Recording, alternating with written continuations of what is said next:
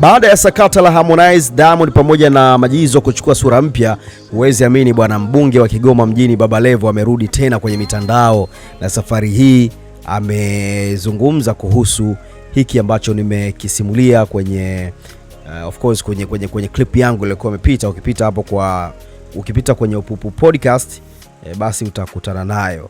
Unaona bwana Yes. So nimesimulia vya kutosha, na issue ni kwamba Harmonize amekuwa hataki kusikia jina la Diamond tena kwenye maisha yake, kwa sababu Diamond ameshamalizana naye. Unaona ameshalipa pesa nyingi, na of course milioni 600, lakini vile vile anasema anafanya juhudi za kumuangusha kimuziki. Kwa hiyo hataki tena kusikia hilo jina lake. Baada ya hapo, Baba Levo kupitia mtandao wake wa Instagram akaposti ngoma ya Mario haha, yani ile unanchekesha hehehe. Unaona alafu chini hapo akamposti na mwenyewe Harmonize, then chini akaandika, mdogo wangu Kiparangoto, leo nimeshuhudia maharage yakiukataa ushuzi. Yule ni baba yetu bana, tulikuwa tupo hoi sana hapo nyuma.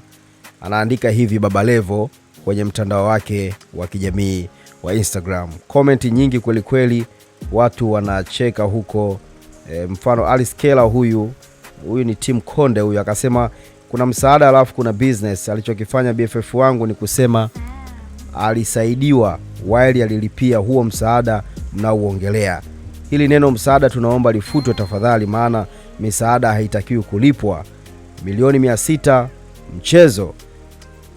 Msininyanyasie rafiki yangu na hiyo misaada feki kila siku yeye tu. Umeona Alice Kela huyu akawa na comment hapo, ameandika kuhusu kinachoendelea kwenye page ya Baba Levo. Mwingine akasema mbunge anachamba wananchi, safi sana. Mwingine huyu akasema ila mbunge bwana, msaada alipewa akubali akatae, alisaidiwa kabla ya kuwa biashara. Okay, comment zake huyu bwana eti Kiparangoto, wakuu hii kiki tuwapotezee tu focus.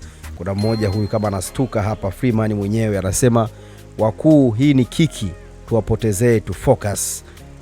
Daniel anasema Mwana FA ana utulivu sana na kiti chake.